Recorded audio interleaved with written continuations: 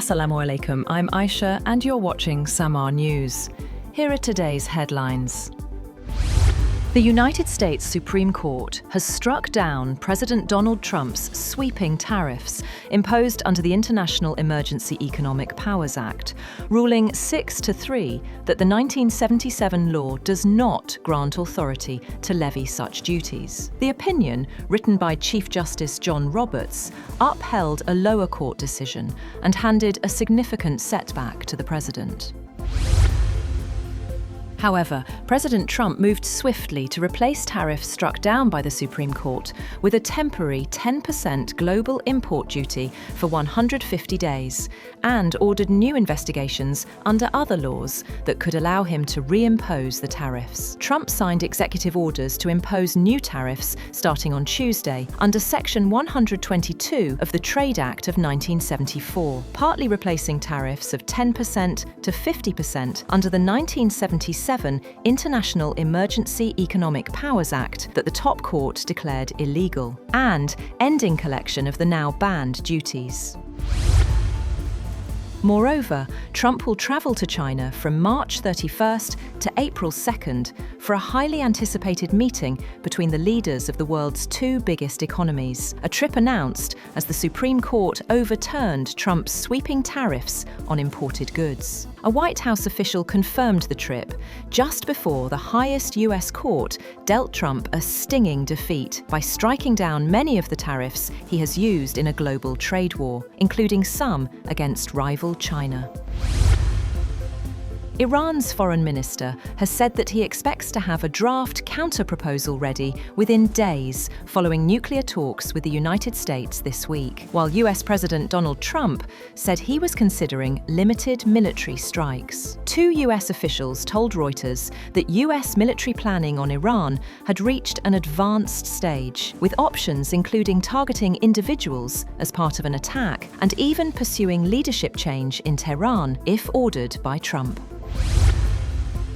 A US Air Force C-5M Super Galaxy strategic airlifter was seen landing at RAF Mildenhall hours after President Trump's warning to Iran. Tehran responded by threatening retaliation against US bases in the region if attacked. Flight tracking data confirmed the aircraft's arrival. The C-5M is the largest transport aircraft in the US Air Force fleet, capable of carrying heavy military equipment over intercontinental distances.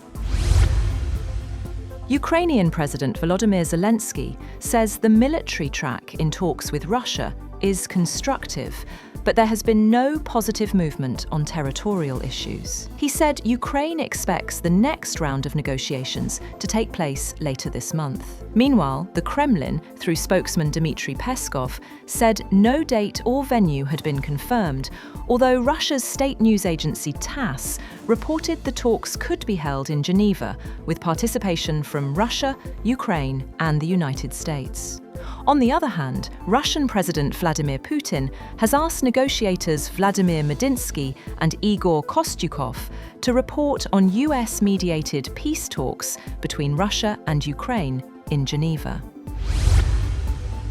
Europe's five largest defence powers, France, Germany, Italy, Poland and United Kingdom, have agreed to fast-track low-cost air defence systems under a new initiative known as LEAP. Meeting in Krakow, ministers said the project aims to bring autonomous interceptor drones or missiles into production within 12 months. The move follows lessons from the war in Ukraine, where cheaper drone-based systems have proven effective against high-cost missile threats. US envoy Sergio Gore has said that the United States is in active negotiation over the sale of Venezuelan oil to India to help India diversify its sources of crude oil. Gore told reporters on the sidelines of an event in New Delhi that the Department of Energy is speaking to the Ministry of Energy here, and so we're hoping to have some news of that very soon. A final trade deal with India will be signed sooner than later, as a few tweaking points are required, Gore said, adding, Trump has been invited to India by Prime Minister Narendra Modi. That's all for now. For more updates, visit www.samaa.tv. Thank you for watching Samaa News.